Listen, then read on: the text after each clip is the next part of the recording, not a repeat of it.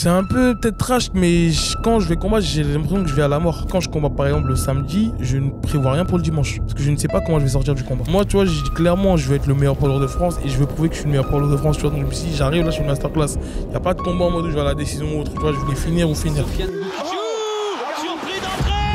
Ce podcast raconte en détail le parcours d'Aboubacar Bathily. Aboubacar Bathily, c'est l'actuel champion poids lourd de l'ARES. L'ARES, c'est la plus grande organisation de MMA en France. Et c'est aussi l'une des plus importantes en Europe. Très vulgairement, c'est l'équivalent français de l'UFC. Donc avant de revenir sur la carrière d'Aboubacar, je vais te donner un peu plus de contexte sur lui pour que tu comprennes au mieux ce podcast. Alors reste avec moi, ça va pas durer très longtemps. Aboubacar, il est né en région parisienne. Et il est le plus jeune d'une famille de 10 enfants. Dès son plus jeune âge, il se passionne pour les fameux corps à corps. Très rapidement, Aboubacar, il a montré des aptitudes remarquables. Et dès l'âge de 8 ans, il commence le judo. Mais après plusieurs années, il abandonne le judo au profit du grappling. Le grappling, pour faire simple, c'est une discipline où les coups sont interdits. Et l'objectif, c'est de soumettre son adversaire. Mais il faut savoir qu'Aboubacar, sa vraie passion à lui, c'est le MMA. Sauf que problème, lorsqu'il commence à s'y intéresser, on est en 2012. Et le MMA, en 2012, en France, eh bien c'est illégal. En fait, ça ressemble à quoi en 2012, le paysage du MMA en France? Si tu veux, en fait, il y avait le MMA à la française, c'était le pancrace. Ça, c'était les compétitions qui se faisaient depuis plusieurs années maintenant. Et même les combattants français les plus connus, bah, ils s'exportaient à l'étranger. Donc, c'était... Il y avait autant de passionnés. Après, c'est juste que maintenant, vu que c'est légalisé, bah forcément, bah, ça devient mainstream, il y a plus de public. Mais non, il y avait quand même pas mal de pratiquants à l'époque. Forcément, c'était pas diffusé sur les chaînes comme RMC Sport ou Canal+. Mais en tout cas, nous, on était dans notre monde, entre nous. Et il y avait pas mal de compétitions. Et même, comme je t'ai dit, c'était le pancrace. Il y a pas mal de combattants qui sont passés par là. C'était le 100% Fight ou les Contenders de Stéphane Hatch. C'est lui qui a lancé pas mal de combattants français. Et donc voilà, en tout cas à l'époque c'était ça. Et après forcément lorsque tu voulais combattre en MMA, tu pouvais aller en Angleterre, comme en Russie, comme au Japon, voilà, tu pouvais vraiment t'exporter à l'international. Est-ce qu'il y avait une différence majeure entre le pancrace et le MMA ou alors c'était vraiment juste le nom? Non, bien sûr, quand on y pense même, on se demande pourquoi ça a été même compté dans nos records. Parce que c'était de la boxe, enfin c'était de la boxe pied-point debout, avec de la lutte, et une fois que tu arrives au sol, c'était du grappling. Donc en général, tu avais vraiment...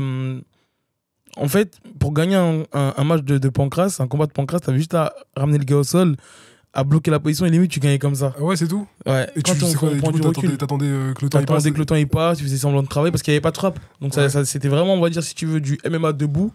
Mais une fois que ça arrivait au sol, c'était du grappling. Ok, c'est-à-dire pas de frappe au sol, c'est-à-dire pas de frappe au sol, okay. Juste de la soumission. Donc c'était voilà. Donc c'est vrai qu'avec du recul, on se dit que c'était. Ça nous a permis quand même de prendre notre expérience, mais c'était pas du tout du MMA. Et t'avais des combattants français, moi, même j'en fais partie. Ça veut dire qu'on s'était formé en pancrace et on allait en MMA, alors que les gars à l'étranger, ils étaient beaucoup plus expérimentés. Ils avaient déjà commencé par le MMA. Donc ça va, maintenant, on va dire, on a su rattraper le retard qu'on avait sur les autres nations. Mais ouais, c'était comme ça à l'époque. Du coup, si je reprends la chronologie, tu t'entraînes, tu fais des entraînements grappling. C'est ça. Tu t'inscris dans une salle, enfin dans un gymnase. C'est pas un gymnase, c'est un club en fait. C'est un club, c'était le Comité Team. C'est là-bas que j'ai été formé, que j'ai fait mes premiers combats. C'était un club de MMA grappling, si tu veux. MMA grappling, ouais. Mais du coup, la majorité des gens qui étaient là-bas, parce que du coup, comme le MMA c'était pas légal ou alors fallait aller à l'étranger, ils s'entraînaient pour des compétitions de pancrace. De pancrace, de MMA aussi et de grappling. Parce qu'en fait, même, tu pouvais très bien en fait, être en France, t'entraîner en France, mais aller combattre à l'étranger. D'accord. Donc, non, en fait, si tu veux, je pourrais même pas te dire depuis combien de temps, mais le MMA, il a toujours existé, sauf qu'il n'était pas légalisé chez nous. Donc ça fait que en fait, tu pouvais très bien te préparer ici, mais aller combattre à l'étranger. Okay. Et toi, dans ce club, du coup, ton rôle c'était quoi? Du coup, t'étais au début quand t'es arrivé. Ouais, j'étais un élève parmi tant d'autres qui voulait découvrir un nouveau sport, prendre des nouvelles sensations et apprendre. Ça veut dire que j'ai commencé par le grappling, comme je t'ai dit. En fait, de base, je cherchais un club de lutte, mais c'était pas vraiment de la lutte olympique. C'était, comme je t'ai dit, dans le grappling, tu retrouves de la lutte parce que ça commence debout. Donc, je faisais mes entraînements. Et après, de fil en aiguille, j'ai commencé à faire les compétitions. Peut-être moins d'un an après, j'ai fait des compétitions de grappling. J'en ai fait pendant un certain nombre d'années. Et après, à un moment donné, j'ai fait le tour. Sur le circuit français ou Ouais, sur le circuit français. À un moment donné, dans un coin de ma tête, j'avais visé l'international parce qu'en fait, il y avait le championnat de France et celui qui faisait les championnats de France, il intégrait l'équipe de France. Mais bon, c'était pas non plus si reconnu que ça. Hein. Mais bon, je me suis dit, allez, pourquoi pas. Après, j'avais perdu en finale au championnat de France. Donc, mais sincèrement, j'y allais vraiment comme ça. Hein. J'étais même pas en mode préparation de combat ou autre. Hein. Non, le grappling, tu sais, le grappling, c'était en gros, je m'entraînais régulièrement et j'allais faire mes petites compétitions le week-end. Ouais. Il n'y avait pas de préparation de. Ok, bah, non, c'était juste de la continuité. Et tu vois, avec ça, bah, je réussissais quand même à gagner les compétitions, tu vois, mais c'était pas genre des préparations genre de 3 mois comme on le fait en MMA, tu vois, c'était pas pareil. Et tu commences à goûter du coup à l'entraînement, aux entraînements MMA, ouais. à la percussion du coup. Et comment ça se passe? Comment les débuts? Est-ce que tu te rappelles, peut-être pas de tes premiers entraînements, mais tu sais, en tout cas, des débuts de ton introduction avec le MMA? Bah, en fait, même dans la chronologie, il y a des choses que j'ai pas précisées. Ça fait que, entre-temps, j'avais quand même commencé à aller dans des clubs de boxe et essayer, tu vois. Ah, ok. Ça fait que, bah après, j'étais pas non plus régulier, hein, mais quand, si tu veux, j'ai fait ma transition du grappling au MMA, bah, petit à petit, en fait, comme je t'ai dit, dans le même club, dans ce même club-là, il y avait des jours où c'était que grappling, des jours où c'était MMA, des jours où c'était boxe et tout. Donc, petit à petit, j'ai commencé à mettre les gants, à travailler au sac. J'avais demandé à mon coach vraiment de m'apprendre les bases, les déplacements, les percussions au sac de frappe. Donc, au début, c'est de la théorie. Tu apprends à te placer. T'apprends à frapper dans les pattes d'ours et après tu fais de la pratique. Donc de fil en aiguille, ça s'est fait comme ça. En plus, lui, c'était vraiment un gars de la old school. Tu vois, les gars à l'ancienne, genre tu rentres, tu mets un casque et militaire. Ça s'envoie. Et t'as vu, même si le gars il est expérimenté face à toi, non, t'as pas le droit de flancher. Donc là, c'était pas évident. J'allais même à reculons à l'entraînement. Ah ouais, c'était à ce point-là. Ouais, non, vraiment, j'étais dépité. Je me dis, mais wow. Je rentrais le vendredi soir, j'étais en mode. T'es vraiment dégoûté de la vie. Mais c'est pas. Vraiment. C'est des mecs qui étaient vraiment. Bah, en gros, c'est des mecs qui étaient vraiment expérimentés. Expérimentés et plus légers en plus. Hein. Ah ouais, c'était. Ouais, c'est là en fait. Tu sais, les sports de combat, c'est vraiment parce que ça t'apprend l'humilité. Je suis sûr, t'as beau être grand, balèze. Il y a des gars qui font 60 kilos. Papa, ils touchent. Tu veux les frapper, ils sont déjà derrière toi. Et vraiment, c'est ce genre d'expérience-là que j'ai vécu. Et je me suis dit, mais en fait, là, il y a un boulevard, tu vois. Et vraiment, genre, je rentrais, j'étais dégoûté. Après. Parce que j'ai pas lâché. Tu vois, j'étais là, je repartais à l'entraînement le lundi ou le lendemain et tout. Donc, ça fait qu'après, c'est là où on voit qu'il y a même pas de secret en vrai de vrai. T'en as qui sont nés avec du talent. Si t'as pas de talent, en fait, avec du travail, bah, ceux qui te donnent du fil à retordre et qui lâchent l'entraînement, quand ils reviennent quelques années plus tard et que toi, t'as toujours été là, tu vois, et c'est satisfaisant. Et du coup, tu parlais de ce coach. Tu te rappelles du nom de ce coach? Bien sûr, c'est Abdelawari. On l'appelait Sensei. Sensei, carrément. Ouais. J'ai dit shonen.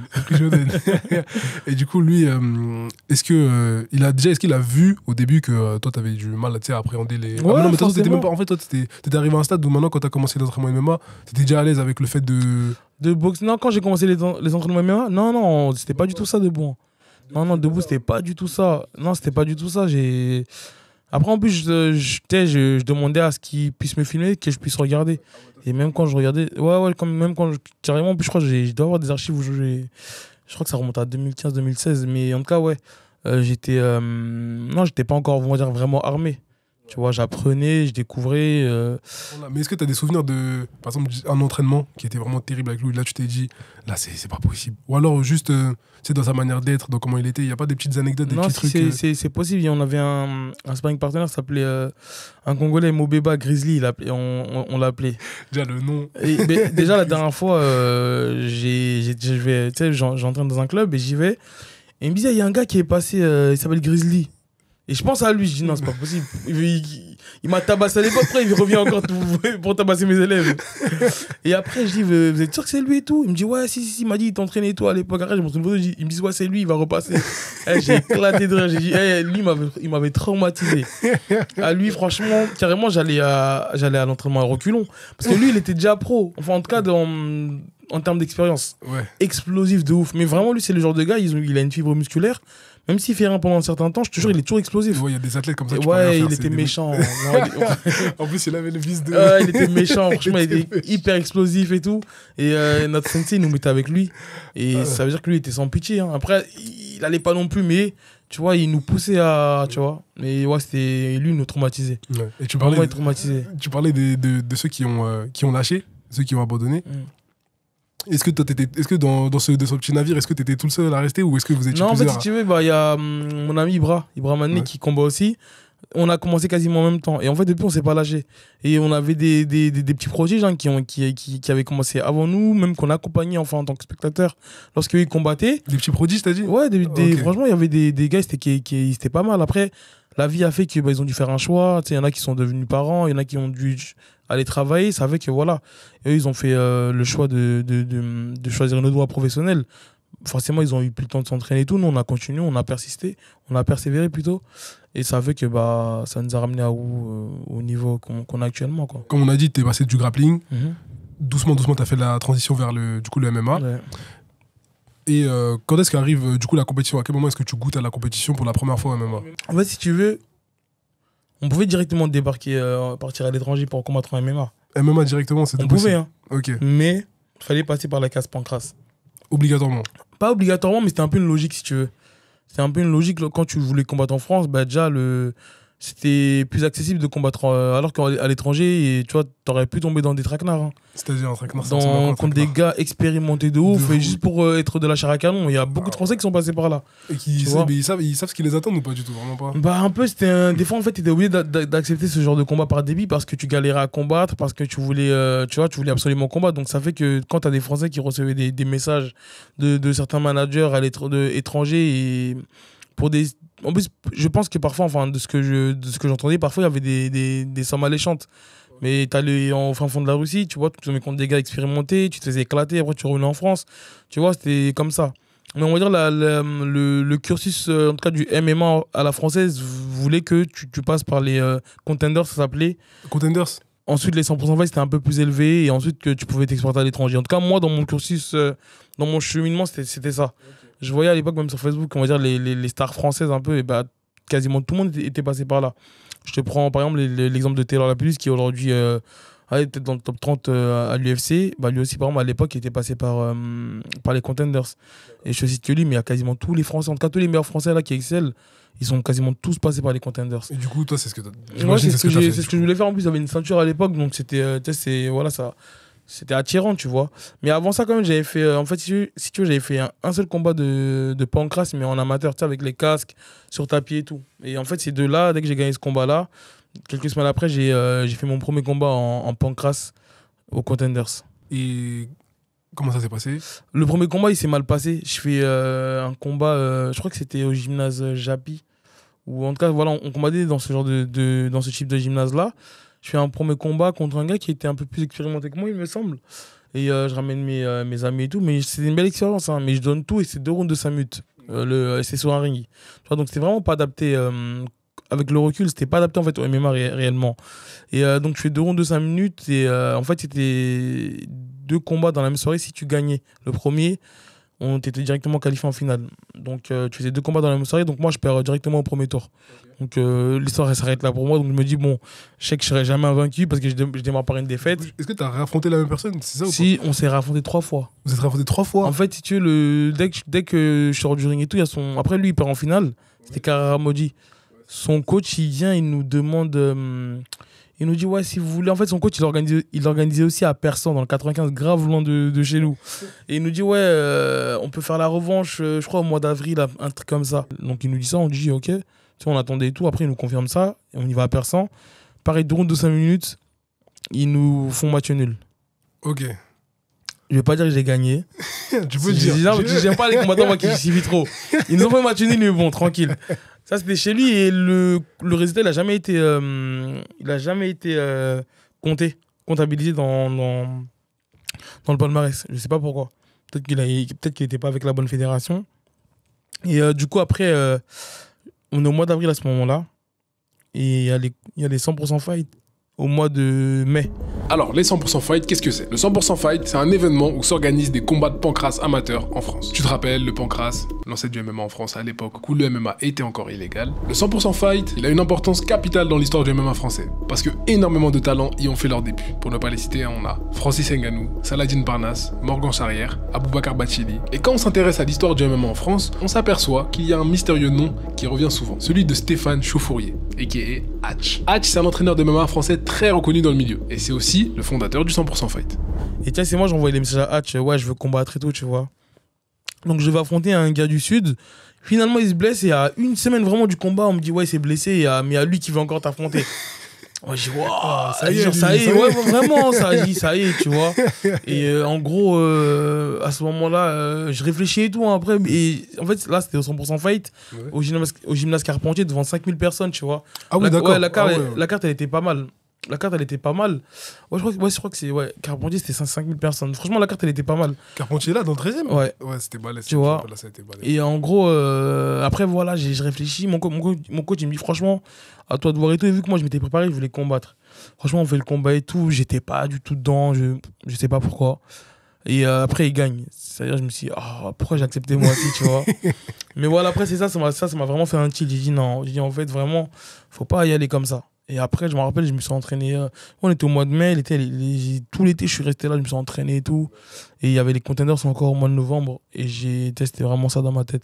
J'ai dit, franchement, là, même le fait de reprendre 2 victoires, ça va vraiment faire 2-2. Et de là, tu vois, je pourrais me relancer. Du coup, je me suis entraîné tout l'été. La rentrée à l'arrivée, j'ai continué. Et après, j'ai fait les contenders, ça s'est bien passé. J'ai fait deux combats dans la même soirée. Et après ça, je crois que j'ai eu un petit moment d'arrêt parce que je trouvais tout simplement pas de combat. Ouais, c'est ça. En tout cas, là, je suis devant. Ouais. Comment ça s'appelle? Tapologie, peut-être, non? Exactement. Ouais. T'es dans l'ordi direct. Mais du coup, ouais, c'est ce que je vois. En fait, t'as fait du coup, le 26 novembre. Du coup, tu fais 2 victoires le soir même. Ouais, exactement. Okay. Ouais. Déjà, petite parenthèse, on va continuer à parler de ton histoire, etc. Super intéressant d'ailleurs. Mais ça fait quoi de combattre 2 fois dans la même soirée? Je sais pas. C'était compliqué parce qu'en fait, je fais le premier combat, ça finit à la décision. Et mon adversaire, en plus, il avait affronté un handballeur. En fait, j'explique la petite anecdote. En fait, on était à l'époque sur les contenders, c'était sur la page Facebook du 100% Fight et ils affichaient les 4 participants. Et en gros, bref, il y avait mon nom à moi, son nom à lui et un autre gars. Et en fait, le 4e, je crois, il s'est blessé. Et bref, moi, je suis à Aubervilliers parce que je devais aller lui remettre mes papiers médicaux à Hatch. Et il me dit, ouais, ils ont trouvé un 4e gars. Et je te jure, c'était un gars qui venait du handball, mais qui avait fait un peu de sport de combat, mais il était peut-être allé à 90 kilos, un peu plus. Et en fait, c'est lui, il est venu. Et en fait, mon adversaire que j'ai affronté en finale, il l'a affronté lui. Donc, il s'est un peu débarrassé vite fait de lui. Mais moi, j'avais affronté un gars qui s'appelait Rachid Metloulti, qui était expérimenté. En plus, avec qui je m'étais entraîné l'été, justement, avant le contender. C'est quand j'ai su qu'il devait m'affronter, je l'avais archi mal pris. Pourquoi? Parce qu'en fait, on échangeait par message. Et je l'ai croisé au mois d'octobre. À une compétition, je l'ai senti froid. Moi, j'étais jeune à ce moment-là. Je dis, ouais, tu sais, il me fait un coup, là. Tu vois, après, il me prévient pas et tout. Bref, j'ai affronté au premier tour. Quand vous vous croisez en octobre, lui, il a déjà l'information. Mais ouais, exactement. En fait, moi, c'est ce que j'en ai déduit. Ça fait qu'en fait, on s'est affronté au premier tour parce qu'en fait, il y avait tirage au sort. Et je sais pas pourquoi, mais je sentais que j'allais tomber sur lui. Vraiment, je tombe sur le premier tour. Après, je gagne. Et après, mon adversaire, lui, il avait fait le premier combat de la soirée. Donc, il gagne par clé de bras, je crois, contre le gars qui était venu un peu à la dernière minute. Et tu as vu, moi, je sors du combat, je bois, tu vois. Mais entre-temps, il y a peut-être 2-3 heures qui s'écoulent avant la finale. Donc, déjà, il fallait rester concentré. Et quand je le vois, je fais genre, je marche bien, tu vois. Mais on s'était déjà croisés. En fait, c'était le collègue de celui qui m'avait affronté auparavant. Ok. Qui m'avait battu à 2 reprises. C'était C'était le Karamodi, ouais, c'était son partenaire d'entraînement. Donc, tu vois que quand on se voit, et franchement, il était grave respectueux et tout. Tu vois, on se fait un petit signe de la tête. Mais je me rappelle, j'avais grave mal au tibia et tout. Donc, tu as vu, je fais le mec qui marche normal. Après, bref, on se posait tout. Après, à un moment donné, il a refallu aller dans les vestiaires et tu vois, se reconcentrer et tout, tu vois. Après, voilà, on fait une bonne guerre. Je crois qu'on fait 3 rounds de 5 minutes, je gagne. Et ça m'a fait du bien, tu vois. Je me suis dit, enfin, je gagne, tu vois. Mais en plus, là, c'est juste après ça. Du coup, juste après ça, il y a une étape au Cage Warrior. Du coup, si je reprends bien le fil d'où on en est, je crois que c'est ça. Hein. Ouais, il y a juste un combat juste avant en Angleterre. Il y a un combat juste avant en Angleterre, du coup. Ah oui, exactement, excuse-moi. Ouais. Il y a un combat en Angleterre. Et en fait, du coup, à part ce qui se passe au Danemark, t'es sur un bon momentum, dans le sens où tu fais t'enchaînes les victoires, en fait, clairement. Mais du coup, j'aimerais que tu nous parles de ce défi au Cage Warrior. Parce que le Cage Warrior, c'est un truc que j'ai entendu de nom, je crois que je sais à peu près ce que c'est. C'est pareil, c'est une organisation. Ouais, on va dire c'est l'antichambre UFC. Ok, c'est centre de formation UFC. Grossièrement, on peut dire ça. Mais si tu veux, c'est une organisation en fait, anglaise qui a formé pas mal de combattants UFC. Je crois qu'ils en ont envoyé peut-être plus de 90 à l'UFC. 90 plus de 90 à l'UFC, ouais. Conor McGregor, par exemple, il a été champion du Cage Warriors avant d'aller à l'UFC. Donc, en fait, c'est le mec que j'ai battu en Angleterre qui m'a trouvé ce combat. Mais c'était même pas un défi, hein. Enfin, ça reste un défi. Dans le sens où t'arrives, c'est un Danois, t'es au Danemark. Voilà. Et en fait, à ce moment-là, si tu veux, je fais mon combat en Angleterre, je fais une longue préparation. Je gagne et tout. Et je crois que c'était le 16 octobre. Ou bref, ouais, j'ai à peu près les dates. Je crois que c'était à ce moment-là. En tout cas, c'était début octobre. Je donne, ouais, c'est le 6. 6 octobre. 6 octobre 2018, ouais. Tu vois, après, le combat du Danemark, c'était le 15 décembre, je crois. Exact. Ouais, tu vois. Donc, en fait, quand le mec il m'envoie un message, moi, je calcule toujours, en fait, attends, il me reste combien de temps de préparation. Et bref, j'ai été négligent. Vraiment, j'ai été négligent. En fait, carrément, j'avais un ami à moi qui jouait au foot, il jouait au Mans, je crois. En pleine préparation, voilà, un week-end, tu vois, c'est des choses qu'il ne faut pas faire, tu vois. Peut-être qu'il y en a qui vont dire non, mais c'est juste un week-end, mais c'est des choses qu'il ne faut pas faire. C'est-à-dire que maintenant, moi, que je ne ferai plus. Et bref, je vais là-bas. Et en plus, entre-temps, 2 semaines avant, j'accompagne avec toute mon équipe, avec toute notre équipe, on accompagne Ibra en Italie. Ok. Je vais là-bas, on est à Milan, je mange des pizzas et tout. Mais vraiment, je ne sais pas ce que j'ai. La vie. La vie, vraiment. Et carrément, genre, je m'entraîne avec mon coach là-bas. Le lendemain, je me réveille avec des courbatures alors que je suis censé combattre dans 2 semaines. Tu vois, vraiment, j'avais été négligent de ouf. Après, il y avait des facteurs qui ont fait que, mais j'ai été négligent. Ça fait que les dernières semaines, je commence à accélérer, je me réveille avec des courbatures. Tellement je suis KO, des fois je loupe des entraînements et je pète les plombs dans ma tête. Mais vraiment. Et là, on a combien de temps là? On a peut-être 2 semaines, 1 semaine du combat. Non, ouais, là, ça veut dire que là, on était déjà rentré d'Italie, on était à moins de 2 semaines. Donc voilà, en fait, je savais que j'étais au-dessus de lui, mais je me suis dit, si je vais à la décision, ça va pas le faire. Et vraiment, je savais. Je savais qu'en fait, si tu veux, ça a été une grosse leçon de ma part. Je fais le combat, je gagne le premier round, le deuxième round, je baisse un petit peu de régime, mais je gère quand même. 3e round, pareil, j'accélère un peu plus. En plus, je suis à 2 doigts de le finir dans le premier round avec une clé de bras, mais vu que j'étais pas préparé, il me manquait ce truc-là, tu vois, pour exploser. Et ça fait que, bref, on arrive à la décision, il gagne. Ah, je suis dégoûté, vraiment. Et il se fait huer, en plus, on est en plein... On est dans le fin fou du Danemark, ouais. C'est un Danois et tout, tu vois. Ah, il se fait même quand la décision il se fait huer. Vraiment, il se fait huer de ouf. Beaucoup de choses, et carrément, après, quand le Cage Warriors, là, la page, là, ils sortent le combat, tu sais, ils font un peu de suspense. Ils sortent le premier round et le deuxième round, ils sortent pas le 3e round. En mode, tu sais, ils disent en mode, ouais, faites votre avis. Bref, moi, j'essaie de faire des réclamations et tout. Je rêvais de lui carrément, vraiment, genre, je voulais pas passer au-dessus. Hein. Mais quand c'est comme ça, c'est impossible. Enfin, une fois que la décision elle est annoncée, est-ce que c'est possible de... En fait, oui, c'est possible s'il y a des dingueries comme ça, mais vu que c'était un Danois au Danemark et c'était leur fédération, c'était mort. Franchement, ouais, c'était mort et je le lâchais pas. Franchement, je me rappelle, je lui écrivais sur les réseaux et tout. Je l'ai identifié et tout, tu vois, vraiment, je voulais... J'ai gagné. Je voulais une revanche. Ouais. Ah, tu voulais la revanche, Après, bon, j'ai appris avec l'expérience, je me suis dit, bon, faut passer dessus, mais ça m'avait... ça m'avait marqué. Hein. Vraiment, ça m'avait rendu ouf. En fait, si tu veux, à ce moment-là, après cette défaite-là, je me suis dit, bon, en fait, il va falloir être stratégique dans ses choix de carrière. Ça fait qu'on n'acceptait pas tout et n'importe quoi. Et puis même, c'était compliqué. En plus, si tu veux, même à l'époque, quand tu perdais et que tu n'étais pas signé dans une orga, c'était compliqué d'aller signer dans une autre organisation, tu vois. Qu'est-ce que tu appelles une orga? Une orga, c'est quoi? Une organisation. C'est genre... c'est une organisation. Cage Warriors, en France, par exemple, tu as le Ares, le 100% Fight, c'était une organisation et tout, tu vois. Parce que toi, du coup... T'as combattu au 100% Fight, mais t'étais pas signé chez le 100% Non, Fight. il n'y avait pas de contrat. Il n'y avait pas de contrat. De toute manière, on combattait gratuitement à l'époque, donc t'avais pas besoin de contrat. Et en fait, si je combats 1 an après au 100% Fight, je reviens, je crois que je combats 2 combats au mois d'octobre et au mois de décembre. Donc ça fait que ça me permet de reprendre des victoires. Entre-temps, je signe avec un manager qui me dit, vas-y, il faut qu'on embellisse ton palmarès. Donc je fais 2 combats en Serbie. Les gars, c'était pas fou, faut être honnête, j'étais largement meilleur qu'eux. Donc ça fait que je reprends encore 2 victoires. Et après, à ce moment-là, il y a plein de changements, tu sais, je change de club et tout. Et le choix du club pour Aboubacar Bathily, il va être primordial. À cette époque, il faisait face à plusieurs problématiques. D'une part, il avait arrêté les études et il ne travaillait pas non plus. Il s'entraînait tous les jours très dur pour un jour vivre du MMA. Pour rappel, à ses débuts en amateur, Aboubacar il s'entraîne principalement au Koumete Gym. C'est un club municipal qui a certes formé de très bons combattants, mais qui fonctionne avec des moyens très limités. Ils doivent partager leur infrastructure avec d'autres sports et respecter des créneaux horaires très stricts. Donc Aboubacar il devait trouver une structure plus professionnelle, avec des horaires flexibles, mais aussi un environnement où il allait pouvoir s'entourer de combattants professionnels aguerris. Et ce club, il l'a trouvé en rejoignant le Hobby Fight. Mais après quelques années passées au Hobby Fight, le club est contraint de mettre la clé sous la porte.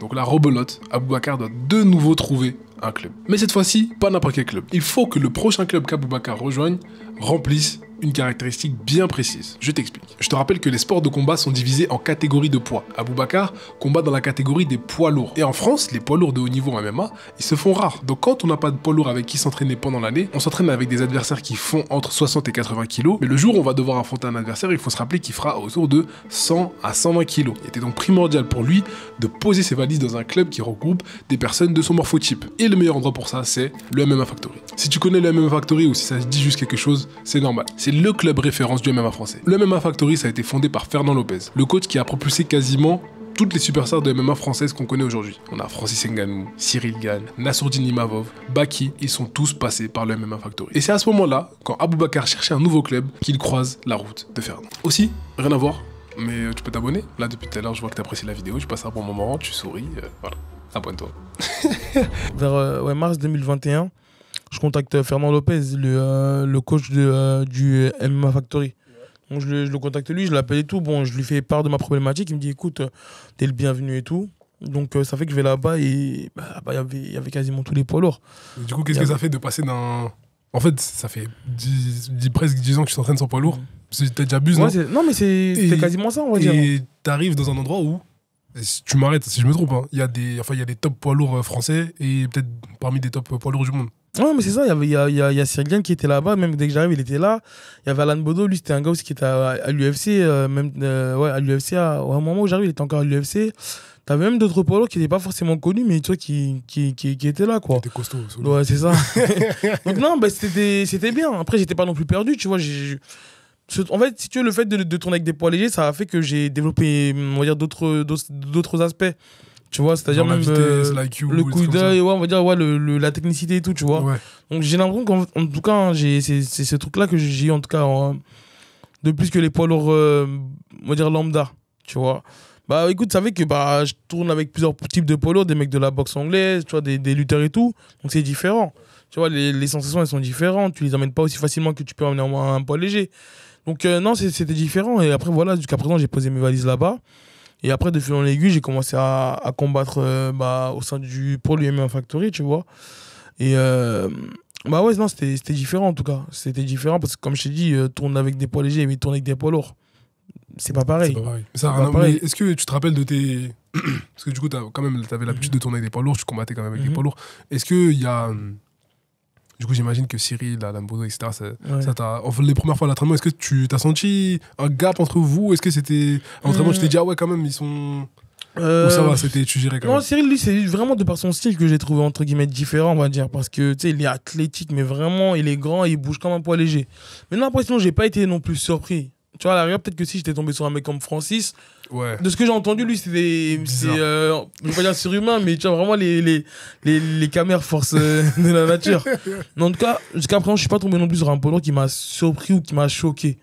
Jusqu'à présent. Après, peut-être que demain, ouais, ça peut arriver. Est-ce que tu penses que, là, par exemple, dans la liste des poids lourds que tu connais, quel poids lourd tu penses pourrait te choquer? Parce qu'en vrai, si Cyril, il t'a pas. Enfin, si, t'as choqué par le mouvement, mais différent. Il a un style différent. Mais quel poids lourd, je pense, là, te choquerait? Genre, tu te dis, ah ouais, là, c'est. Je te dirais peut-être un mec comme Francis Ngannou. Je te dirais lui, mais après, il y en a sûrement d'autres, peut-être que je ne connais pas. Mais en tout cas, de ce que moi, je regarde, même à l'UFC et tout, dans le top 15, je vois pas de. Tu vois, je vois pas de. J'aime bien la confiance, je te check pour la confiance, j'aime bien.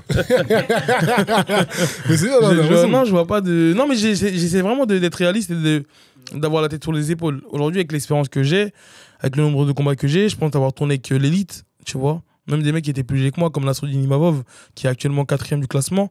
Donc ça fait que j'ai un certain recul, tu vois. J'ai un certain recul, donc en plus, je regarde quasiment tous les UFC. Donc on va dire, je sais où est-ce que je peux me placer. Tu vois, après, voilà, c'est mon ressenti. Peut-être que j'ai raison, peut-être que j'ai tort, ça, il y a que l'avenir qui nous le dira. Mais en tout cas, ouais, si je dois répondre à ta question, non, j'ai pas vraiment vu de gars qui m'ont non plus choqué au point où je suis rentré chez moi, où je me suis dit, c'est comme avec Grizzly à l'époque, non. Jusqu'à présent, non, j'ai pas ressenti ce truc-là. Bon, alors, écoute bien les dates parce que ça va être très important. En mars 2021, Aboubacar Bathily arrive au MMA Factory. C'est bien, c'est une bonne chose de fait. Aboubacar, il a trouvé une salle où il pourra s'entraîner avec l'élite du MMA français. Mais maintenant, il faut qu'il trouve des combats. Et vite. En signant avec le MMA Factory, il accepte également de s'engager avec l'ARES. L'ARES, si tu te rappelles, je l'ai expliqué en début de vidéo, c'est la ligue de MMA français la plus importante et une des plus grosses d'Europe. Et à l'époque, elle était sous la direction de Fernand Lopez, le coach d'Aboubacar Bathily. Mais au moment où il rejoint le MMA Factory, le prochain ARES n'est pas prévu avant un petit moment. Et comme je disais tout à l'heure, Aboubacar, faut qu'il combatte maintenant. Il a faim de combattre, il veut combattre. Mais attention, pas sous n'importe quelle condition. Si tu veux, en fait, j'étais un petit peu blasé parce que je trouvais pas trop de combats. À ce moment-là, tu vois, on m'avait trouvé un combat en Hollande. Mais si tu veux, j'étais arrivé au MMA Factory. Après, à un moment donné, j'ai accepté. Après, j'aurais fait comprendre. J'ai dit, les gars, en gros, je suis venu chez vous, c'est pas pour aller combattre au fin fond de l'Hollande. En plus, aller en voiture et tout. J'ai dit, non, vas-y, c'est mort, je le fais pas. Entre temps, je fais quand même les causes. Je dis, vas-y, à Fernand, vas-y, fais-moi combattre et tout. Mais tu vois, lui, il me dit, hey, montre-moi plus que ça l'entraînement. Tu vois. C'est ça sa politique, lui?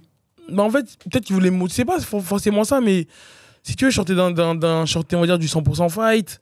J'avais un peu combattu à l'étranger, mais j'étais pas, on va dire, le combattant que je suis aujourd'hui, tu vois, qui est, on va dire, plus expérimenté, plus affirmé en MMA, tu vois. Donc, c'est ce qu'il me disait. Il me disait, je sais que tu peux faire plus, donc montre-moi un petit peu plus. Il me disait, les poids lourds, c'est le chaos, c'est le show. Donc, tu vois, si tu veux vraiment plaire au matchmaker même de l'UFC, vas-y, genre, vas-y vraiment, tu vois. Donc, voilà, ils me mettent un style, un gars qui est grappleur. Tu vois, mais vraiment qui est grappleur d'un style différent. C'est un poids lourd qui tourne comme un poids léger, archi souple et tout. Et je savais que ça allait être un combat compliqué dans les premières minutes. Donc moi, bref, on fait ce combat et tout. C'était à Levallois et tout. Donc bref, c'était cool de rentrer avec le public français et tout. Franchement, c'était une belle expérience. Le combat, il se déroule très bien. Je le sens à plusieurs reprises. Il tombe et tout dans les premières minutes du combat. Tu vois, je lui fais le signe, vas-y, relève-toi. Ah ouais, ça veut dire ça. En fait, il y avait un bonus de 10 000. Ah, ok. Il y avait un bonus de 10 000. Je suis pas le combattant arrogant et tout, mais tu sais, on est dans le combat, même à la pesée, si ça doit se chauffer. Tu vois, voilà, tu vois. Et en plus, il y avait un bonus de 10 000. Ça veut dire que si je mettais un KO net, en gros, le gars, il est inerte au sol, je prenais les 10 000. Donc, ça veut dire que quand lui, il est sonné, moi, je voulais pas gagner par TKO. TKO, tu sais, quand tu jettes sur lui et que l'arbitre, il arrête. Moi, je cherchais vraiment le KO. Clean, vraiment, d'or. Tu sais, je fais des bails relèves. Des bails que j'ai regretté. Des bails que j'ai regretté par la suite. Je l'ai fait peut-être 1 ou 2 fois dans le combat. Je le sonne et tout. Après, à un moment donné, dans le début de round, il me prend une clé de cheville. Ma cheville, elle craque. Mais ça, c'était dès le début du premier round. Et je me dis, non, je peux pas taper sur ça. Tu vois, je me suis dit, en plus, là, j'ai pas encore bien montré, tu vois. Après, bref, je réussis à sortir. Mais t'as vu, quand je prends appui, je vois que ma cheville, elle est. On dirait, elle était. Elle avait rapetissé, on dirait. Genre, tu vois. Je connais pas cette sensation. Ouais, je la souhaite vraiment, à personne. c'était bizarre. Je sentais pas la douleur, mais déjà, je savais que ma cheville elle était morte. Mais si tu vois, en vrai, je prenais appui avec un bâton. Tu vois, en fait, j'avais la sensation quoi, qu'elle était. Genre, que c'était ça, là. Et verdict, c'était quoi? C'était une fissure? Après, par la suite, je vais revenir. Bref, je le sonne et tout. Je lui dis, lève-toi et tout. Je le sonne à plusieurs reprises, je le connecte et tout. Après, à un moment donné, je me précipite trop. Il me pousse à peine. Je tombe. Bref, il met un ground and pound et tout. Boum, il finit par me soumettre. Et là, c'est la descente aux enfers. Touche froid. Je me dis, waouh. Et la sensation, elle était horrible. Je te dis, André, je tombais genre de 20 étages, tu vois, d'un bâtiment. Je me dis, mais là, c'est comment? Mais là, je vais aller travailler, là, en mode, je suis pas prêt pour... Non, vraiment. C'est à ça que tu pensais, là, déjà? Ouais, ah ouais? de suite, là, j'ai pensé au gars du haut niveau que je pensais aller combattre, tu vois. Je me suis dit, non, mais là, gros, c'est... Non. Et vraiment, je tombe de très, très, très, très, très haut. En plus, le soir même, j'ai ma cheville, mon genou et mon bras. Il m'a détruit. J'ai tellement souffert ce soir-là. Ah, c'était horrible. Je suis allé à l'hôpital en rentrant chez moi, si tu veux. Ils m'ont mis un plâtre. Et en fait, le soir même, vu que c'était à chaud, j'avais ma cheville déjà qui était enflée. Et en fait, sur la clé de cheville, en fait, c'est une kimura de cheville, c'est une clé articulaire. Ça fait qu'en fait, on te tord la cheville, mais ça monte au niveau du genou. Je crois que c'est un ligament du genou, donc c'est ça qui craque. Donc j'ai mal à la cheville, au genou et j'ai mal au bras. Et en plus, tu dois réfléchir à ton avenir. Et en plus, je dois réfléchir à mon avenir. Tu vois? Donc vraiment, la nuit, elle était horrible. Je voulais me tirer une balle dans la tête, j'avais tellement mal. Après cette période-là, après ça, t'as une pause. Après cette période-là, ouais, en fait, si tu veux, moi-même, le soir, j'ai dit à Fernand, vas-y, fais-moi combattre au mois de mars. C'est juste après, ouais. Mais en fait, je pensais que j'allais me rétablir, tu sais, genre, directement, mais pas du tout. En fait, peut-être 1 mois après, j'enlève mon plâtre. Et comme un con, je fais pas la rééducation comme il se doit. Ça fait qu'en fait, directement, je prépare Alan Bodo, qui avait un combat à l'UFC au mois de février, je crois. Ça veut dire que, déjà, attends, 1 mois après, t'enlèves ton plâtre. Ça veut dire, alors que... 3 semaines là, ouais. Après, c'était pas les gros plâtres de ciment, c'était les plâtres légers, là. Ouais, juste pour immobiliser. Ouais, voilà. Donc, même, je crois que le lendemain, je pouvais déjà marcher, je crois, avec. Mais bon, j'avais quand même des médicaments à prendre et de la rééducation à faire. J'ai fait qu'une seule séance de rééducation, mais c'est des choses que je ne répéterai plus. Tu vois. Et en fait, mon bras, si tu veux, je me suis pris une clé de bras. Tu sais, une clé de bras en extension, un jugé. C'est comme ça que j'ai tapé. Et en fait, mon bras, il était... je sais pas, j'avais une inflammation. Et moi, j'avais une douleur, mais je me suis dit, bon, ça va passer. Et directement, en fait, quand je suis revenu à la salle, j'ai fait le camp d'entraînement d'Alain Bodo qui combattait je crois, 5 semaines ou 6 semaines plus tard à l'UFC. Donc, on fait la préparation. Tu sais, en plus, on s'envoie vraiment des grosses frappes parce que c'est des mises en situation. Et en fait, je sens que j'ai une douleur à l'épaule, mais je persistais, tu vois. On va là-bas, à Las Vegas et tout, on continue de tourner, mais bon, on réduit l'intensité, mais j'avais quand même mal. Ça fait qu'en fait, c'est ce genre de décisions qui ont fait que ça fait que repousser mon retour. Ensuite, le bras, à un moment donné, il s'empire. Et vraiment, je peux plus l'utiliser. Genre, là, je peux bien le tendre, mais j'étais peut-être bloqué à là. Et je trouvais pas la solution. Genre, j'allais voir différents kinés et tout. Je trouvais vraiment pas la solution. Après, j'ai parlé avec un coach. Il m'a dit, mais il y a toujours une solution, tu vois. Donc, c'est vrai que j'allais à l'entraînement, je mettais mes protèges tibia, mon gant gauche. Et je tournais en fait comme ça. Sans un bras comme ça. Ouais, vraiment. Okay. Je tournais comme ça et ça a fait que j'ai gardé, on va dire, un bon rythme, une bonne cadence. Après, voilà, le temps il passe, donc ça va mieux, donc je peux reprendre les entraînements comme il se doit. Et si tu veux, à un moment donné, j'ai plus vraiment exactement la période, mais j'ai un retour qui est programmé au mois de septembre. Ouais, donc février, on est parti à Las Vegas. Entre-temps, j'ai réussi à me rétablir. Donc ouais, je prévois un retour pour le mois de septembre. Et ça, c'était avec qui du coup c'était Ares numéro, je sais plus, c'était peut-être numéro 6 à peu près. Ok, mais du coup, c'était quand même, ça restait à l'Ares. Ouais, je restais à l'Ares. En fait, si tu veux, en décembre, j'avais signé le contrat pour plusieurs combats là-bas. D'accord. Donc je devais combattre au mois de septembre. Donc bref, je vais en vacances et tout. Moi, ça se passe comme j'avais prévu. Hein. C'est vrai que quand je rentre, la préparation, elle se passe pas comme prévu. Même, j'ai pas les bons gars autour de moi et tout. C'est-à-dire que... Je sais pas, j'étais pas dedans. Vraiment, j'avais pas, on va dire, la préparation optimale. Ok, donc ça veut dire, mais ça veut dire que les gens qui t'accompagnaient, qui étaient censés t'accompagner, c'était pas... En fait, si tu veux, pour faire grosso modo, regarde, j'avais les sparring qu'il fallait. Tu vois, ça, c'était pas un souci. Mais tu sais, moi, je cherche trop à exceller. Et je trouve que je sais pas, c'était... C'était quoi? C'était au niveau du suivi? Ouais, il y avait plusieurs facteurs. Franchement, il y avait plusieurs facteurs. Peut-être que j'étais pas avec les bonnes personnes. C'est-à-dire, en gros, c'est quoi? Mais est-ce que c'était. Tu m'arrêtes, parce qu'en gros, moi, comment je le comprends, c'est dans le sens où. C'est comme si on te mettait dans un coin du gymnase et vas-y, fais ta préparation, mais. En fait, si tu veux, comme son nom. Tu vois, MMA Factory, c'est quoi? C'est usine de MMA. Oui. D'accord. Donc ça fait qu'en fait, t'as le coach Fernand Lopez qui donne les cours collectifs. Et forcément, lui, ça reste un être humain. Il peut pas s'occuper de tout le monde. Tu vois? Ça fait qu'en fait, t'avais d'autres coachs qui étaient là. Mais pour moi, ils avaient pas les. Comment dire? Ils n'avaient pas les aptitudes nécessaires en tout cas. Il n'y avait pas le feeling. Très honnêtement, il n'y avait pas le feeling. Tu vois, il n'y avait pas le feeling. Donc je me sentais pas. Franchement, je le sentais pas. Même si moi, je restais entre guillemets confiant et tout. Non, je me suis dit non.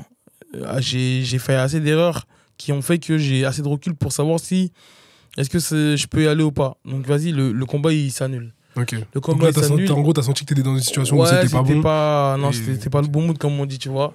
Donc le combat, il s'annule. Si tu veux, le combat, il est reprogrammé au mois de janvier.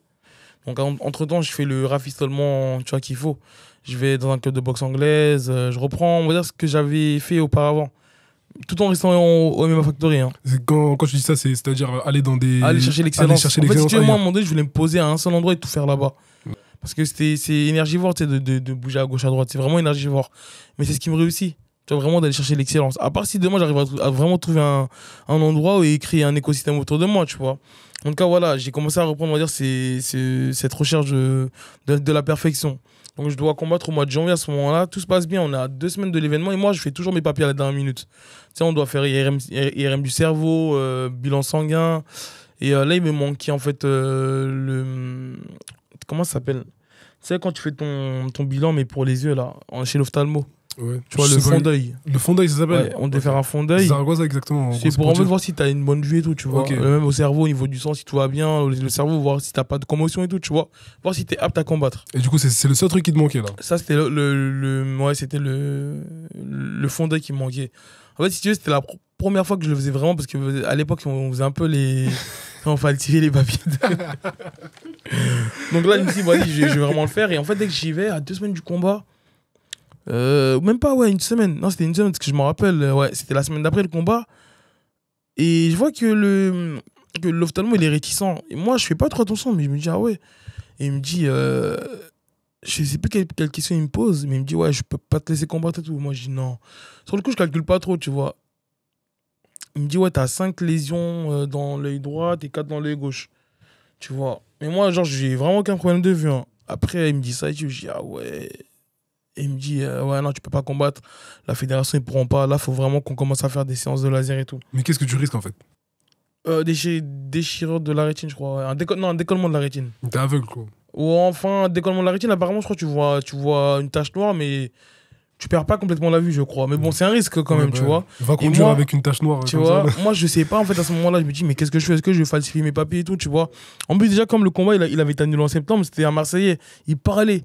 Et soi-disant, le combat, il avait été reprogrammé en mois de décembre. Moi, j'avais déjà 10 ans. J'ai dit, mettez-moi au mois de janvier. Donc, lui, il commence à dire, ouais, il a annulé 2 fois et tout. Tu vois, il parle sur les réseaux, ça me tague et tout. En plus, quand moi, je fais un podcast, ça me traite de youtubeur.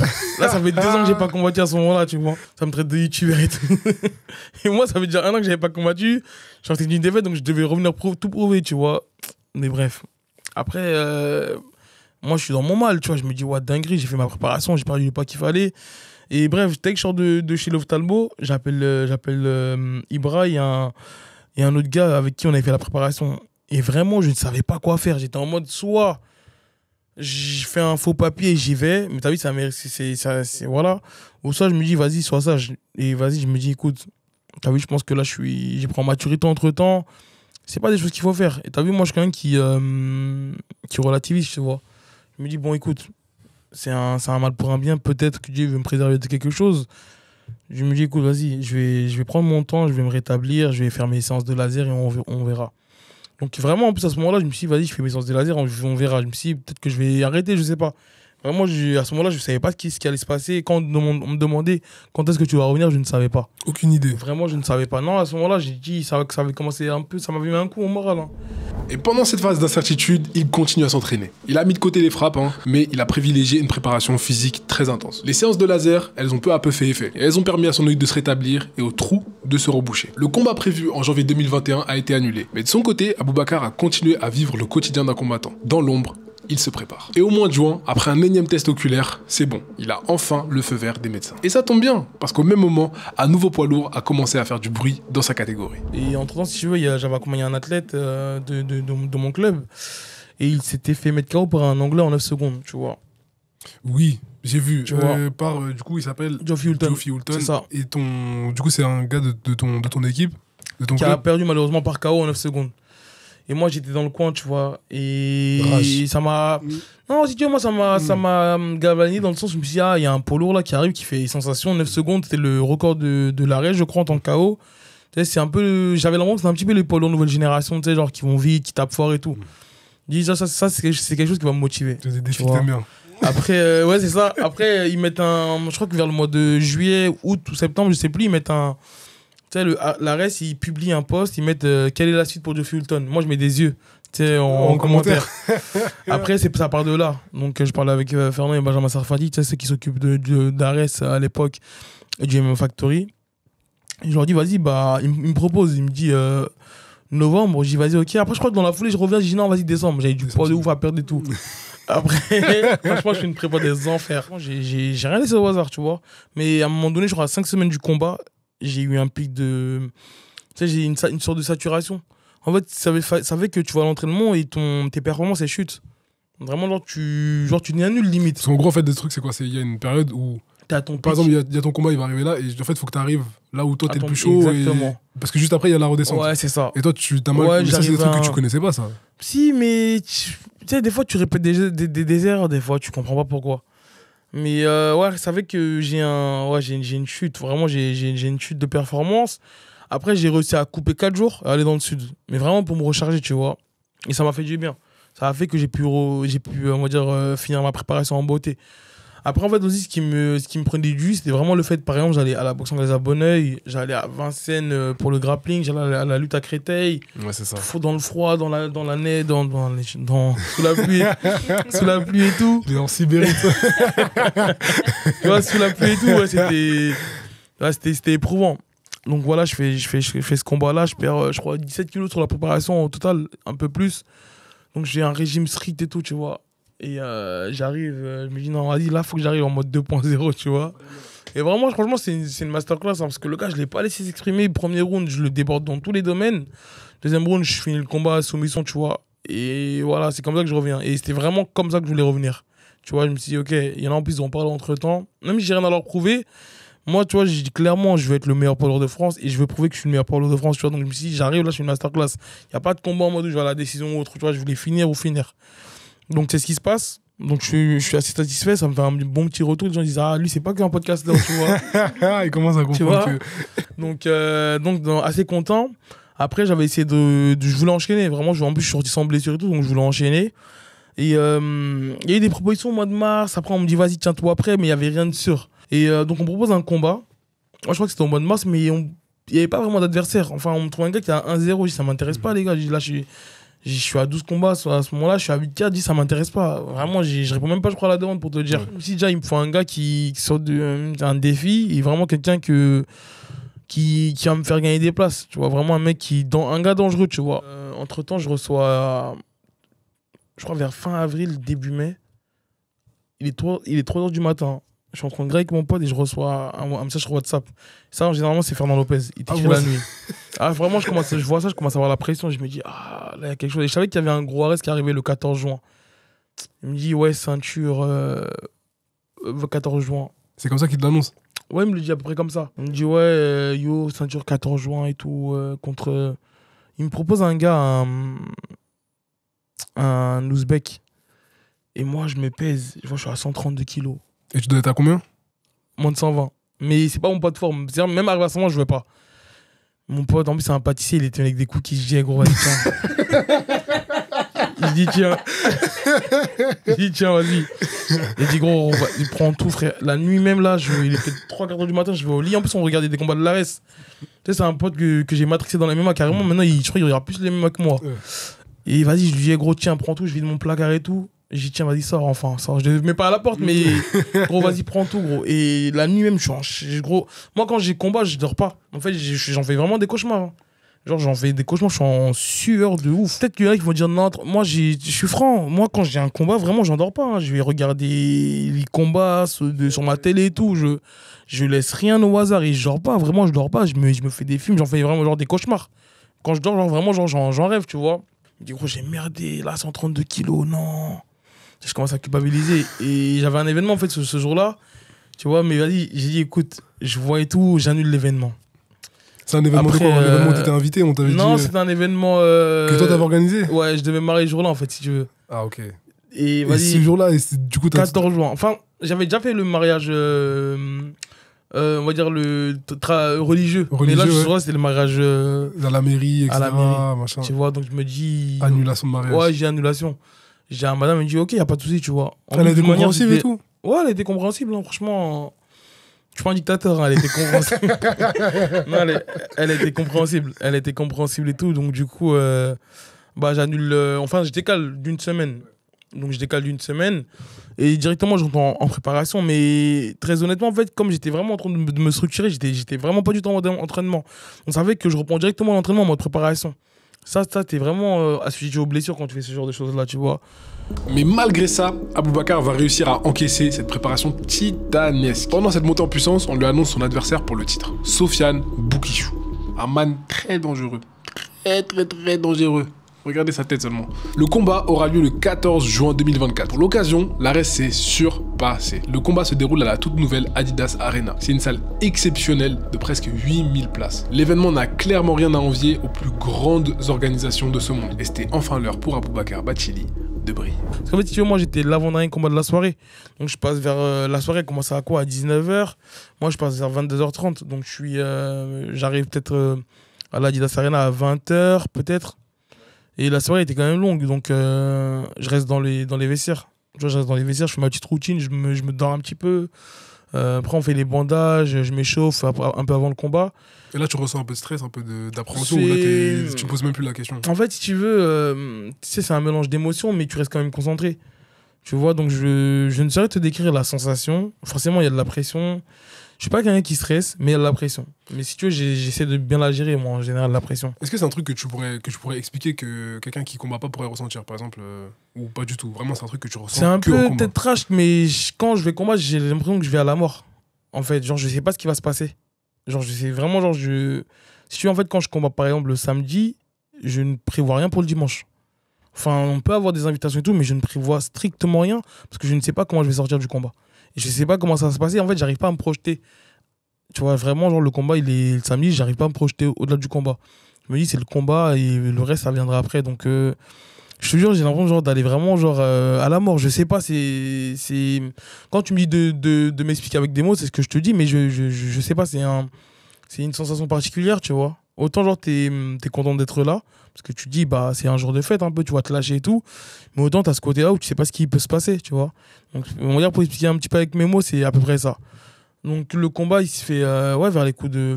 Un peu plus tard que prévu, je crois. Donc, je trouvais que l'attente a été quand même longue. Même l'avant-dernier combat, c'est un gars de chez moi un gars de mon club qui combat pour le titre aussi. Mais malheureusement, je crois qu'il y a un problème de poids. Donc, la ceinture, elle a annulé. Après, bref, ils viennent nous chercher, tu sais, avec leur talkie-walkie et tout, parce qu'ils sont vraiment archi coordonnés. Alors, le combattant coin bleu, il commence à être dans la cage, à avancer. Il faut que toi, tu sois synchronisé. Enfin, c'est qu'ils viennent te chercher. Hein. Ils te disent, OK, attends là. Après, bref, il y a ta musique qui retentit. OK, avance là, vas-y, go. Tu vois. Donc, le combat, il se passe bien dès le premier round. Genre, au bout de 10 secondes, il y a un premier crochet qui passe. Et c'est marrant parce qu'en fait, si tu veux, déjà, on l'a répété pendant toute la préparation avec Fernand, avec Ibra et tout. Et quand je suis dans les vestiaires, je voulais le dire à Ibra, je dis, je sais pas, je le sens. Genre, il y a un KO qui va passer. Mais t'as vu, pour pas me mettre de pression, je parle pas, je le garde pour moi. Et ça fait que quand le coup il passe, je reste droit devant lui. Comme si ça me surprend, tu vois. Et l'erreur que j'ai fait avec Benjamin Sey, de dire relève-toi, là, je dis c'est mort, donc je lui rentre dedans, mais un peu bêtement. Ça fait que je lui rentre pas dedans de la manière qu'il fallait pour finir le combat. Donc il réussit à me saisir, bref. Et le combat, finalement, il finit au bout de 5 rounds. Je suis content, je suis un petit peu dégoûté de ne pas l'avoir fini dès le premier round parce que ça aurait été spectaculaire. Forcément, j'aurais peut-être pris le bonus de la soirée, c'est même sûr. Mais d'un côté, je suis quand même content parce que j'ai vu ce que je valais sur 5 rounds. J'ai vu que, voilà, c'est pas tout le monde qui a la prétention de dire j'ai combattu pendant 5 rounds, en plus dans une orga, pour la ceinture et tout, tu vois. Donc ça fait que j'étais quand même satisfait, même si c'est toujours mieux de finir le combat, même au niveau du show et tout. Une fois que t'es annoncé gagnant contre Sofiane, est-ce que tu te rappelles un petit peu de ton état d'esprit, de comment t'étais redis-nous. Ouais, en fait, bah écoute, déjà le combat il finit, j'ai dominé les 5 rounds. A priori, il y a un seul juge qui a donné un round gagnant à Sofiane, mais je ne sais pas du tout c'est lequel, parce que à part peut-être à la rigueur sur la dernière minute du dernier round, il fait une petite accélération, mais bon, je sais que voilà, j'ai assez d'expérience pour gérer et laisser passer la tempête. Juste, je crois qu'il me met un jab qui me marque directement tu vois, sur le coup, donc je le sens. Mais sinon, non, la décision, même avant que la décision elle arrive, je sais que j'ai gagné, tu vois. Les 5 rounds, ils ont été maîtrisés, j'ai surdominé et tout. Donc, t'es satisfait. Vraiment, t'es satisfait, t'interagis avec le public. Tu sais, comment dire, le commentateur, il te donne le micro, donc tu dis un petit peu ce que tu ressens, tu remercies tes coachs, tes partenaires d'entraînement. Après, tu sais, tu descends de la cage, t'as la ceinture, là, j'avais une fatigue de ouf. Vraiment, je change directement les courbatures et je suis épuisé. Mais c'est épuisé mentalement. C'est pas que physiquement et mentalement, mais très honnêtement, on sort. Tu sais, il y a les petites caméras qui sont encore là. Et en fait, c'est une réalité, hein. Tu passes de l'ombre à la lumière à l'ombre. Et en fait, ça fait que même moi, automatiquement, dès que je sors de la cage et que, tu sais, ils te demandent une réaction à chaud. Donc, tu sais, c'est spontané, mais après, ça y est. Genre, je passe voir le médecin, les ambulanciers, tout va bien. Ça y est, hein, c'est passé. Et t'es déjà concentré sur la suite. En tout cas, pour ma part. Genre, t'es concentré sur la suite. Certes, il y a il y a l'euphorie. Tu sais, tu reçois tellement de messages. T'as tous les comptes qui te proposent de te mettre en collaboration avec des posts. T'as les médias qui vont relayer. Mais après, ça y est, moi, j'essaie vraiment de me détacher. Parce que je sais que déjà, c'est un sport ingrat. Quand il y a une défaite, tu remets toute ta carrière en question, limite, à chaque fois. Et puis, il faut rester lucide, il faut rester concentré parce que ça va tellement vite. Tu crois que c'est acquis, en fait. Un jour ou l'autre, il y a un gars qui arrive et qui te bat, tu perds la ceinture, il faut recommencer, il faut reprouver. Donc, non, c'est une bonne sensation. Je kiffe vraiment lorsque je suis dans la cage et que j'ai gagné, que le combat il est fini. Parce qu'en fait, si tu veux, dès que la cloche elle sonne ou que l'arbitre il interrompt le combat, je vois un être humain face à moi. Alors qu'avant ça, je sais pas ce que je vois, mais c'est tout sauf un être humain, j'ai l'impression. Et en fait, dès que le combat il s'arrête, boum, je vois un être humain. Et j'ai que de l'amour pour mon adversaire. Vraiment, j'ai que de l'amour, que ce soit défaite ou victoire. Généralement, on se prend dans les bras. Et voilà, on vient de partager un moment quand même important de face à face pendant 15 ou 25 minutes, être concentré à se regarder dans les yeux. Et en fait, la sensation, c'est que quand tu es dans la cage et tu demanderas si tu as l'opportunité d'interviewer d'autres combattants, vraiment, tu ne vois ni le public, ni l'arbitre. L'arbitre, tu sais même pas où est-ce qu'il est, alors que dans la vidéo, il est à côté de vous. Hein, mais genre, tu vois vraiment. C'est une cible verrouillée. C'est un tunnel en ouais, fait. c'est ça. Et en fait, dès que le combat s'arrête, boum, tu revois. Tu vois, la vie, elle reprend son cours. Mais vraiment, ouais, c'est ce qui se passe. En tout cas, pour ma part, c'est ce qui se passe. Dès qu'après, on sort de la cage et qu'on est dans les vestiaires, qu'on sait que c'est soit en général, tu repars. Si la soirée n'est pas finie, tu repars dans le public et tu regardes le combat. Soit tu appelles tes proches. Après, généralement, tu as des interviews et tout, genre, tu sais, pour réagir à chaud. Après, ça y est, hein, tu es concentré sur la suite, tu vois. Ça veut dire qu'il n'y a même pas eu de. Quand même, j'imagine que tu as eu le temps de célébrer un minimum, que ce soit avec la famille. Célébrer pour faire quoi? Non, célébrer pour faire quoi? En fait, si tu veux, le lendemain, il y avait. Nous, on fêtait l'Aïd. Ça fait qu'il y a une célébration, mais pas du tout pour le coup. Moi, je suis pas un fêtard. Moi, on finit le combat, on est à l'hôtel, on prend des burgers, ça me suffit. Je suis pas un fêtard. Je vais faire la fête pourquoi? Tu vois pas ce que je veux dire? Il y a rien qui est acquis. Je sais pas, même un bon repas ensemble, ouais, un petit truc comme ça. C'est ce que je t'ai dit, on va manger, mais tu sais, généralement, on sort tard, donc il est 2h du matin. Ouais, on doit tourner dans des rues sombres pour aller, tu vois. Tu vas pas faire un beau resto bien. Ah, si, après, ça, c'est les plaisirs de la vie que je peux faire en vrai, généralement, toujours, tu vois. Mais non, je suis pas fêtard. La seule chose qu'on fait, généralement, vraiment, en plus, s'il n'y a pas de blessure ou autre, déjà, généralement, je suis fatigué. Sur ton téléphone, tu as beaucoup de notifications. Et j'ai dit, on va. Par exemple, ce soir-là, on a été à Black and White Burger, tu sais, le resto Libra TV, on a été invité là-bas. Et même ça, genre, j'étais là, j'étais fatigué, je voulais rentrer dormir. En fait, je sais pas, je suis fatigué, j'ai mal partout. Tu vois, ça fait qu'en tout cas, à chaud, là, moi, j'ai juste envie de rentrer à la rigueur. On est entre nous, comité restreint, on prend un graille, on rigole, après on dort. Même pas un petit appel pour les parents, la famille, la femme?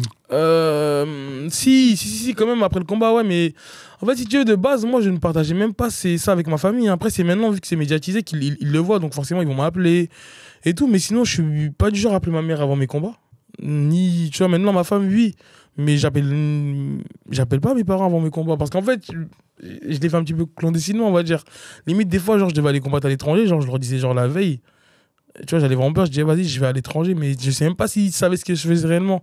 Maintenant, vu que ça se développe, que bah, mes soeurs et tout, elles suivent les réseaux, ils le savent. Mais même ça, tu vois, je me suis, en fait, je sais pas, mais j'ai commencé comme ça. Ça fait que, non, même quand, genre, si demain, genre, je signe dans une organisation, genre, ils sont même pas au courant. Genre, vraiment, genre, je vais pas leur dire, en tout cas. Mais c'est pas parce que je ne veux pas leur dire. Parce que je sais pas, en fait, on a été habitués, on a grandi comme ça. Mais non, j'ai pas d'appel pour appeler qui que ce soit. À part s'ils m'appellent, forcément, il y a un groupe qui est de famille sur WhatsApp. Ouais. Mais bon, ils parlent trop. Des fois, je vois, il y a 800 messages. Même en temps normal, je sais pas. Donc, vous savez que moi, voilà, je suis pas trop dessus. Mais non, j'ai pas d'appel en particulier. Non. Donc, ça veut dire que tu as vraiment partagé ça avec ceux avec qui tu as fait la route. Ceux avec qui t'es. Exactement. Moi, je suis comme ça, même de base. Ouais, c'est ça. C'est vraiment ceux qui t'ont accompagné, ceux avec qui tu évolues au quotidien. C'est ni plus ni moins. La personne qui a une as greffée ou autre, c'est pas nécessaire. Ceux qui m'ont accompagné à performer, c'est eux qui vont m'aiguiller dans la cage, même si on doit être que Ibra et moi, ou qu'un autre coach et moi. Mais voilà, il n'y a pas d'autres personnes, tu vois. On souffre ensemble, on gagne ensemble, on perd ensemble. Et voilà. La famille, c'est à part. C'est un très beau message. Très beau message. Et je pense que c'est un super message pour clôturer cet épisode. En tout cas, encore merci. Merci à toi. Merci, ça fait super plaisir. Plaisir partagé. Si cette vidéo t'a plu, j'ai une seule chose à te demander. Tu appuies sur le bouton partager et tu l'envoies à une personne de ton entourage à qui tu es certain que l'épisode va plaire. Ça aide beaucoup YouTube à savoir à qui recommander cette vidéo pour que de plus en plus de personnes intéressées découvrent mon contenu. On n'en a pas parlé pendant le podcast parce que sinon ça aurait duré des heures et des heures. Mais en plus d'être combattant, Aboubacar Bathily, il a une chaîne YouTube où il couvre l'actualité du MMA. Donc je te laisse découvrir ce qu'il fait. Les liens sont dans la description. Et enfin, des podcasts, j'en ai sorti pas mal. Alors si tu veux en voir un autre, clique juste ici.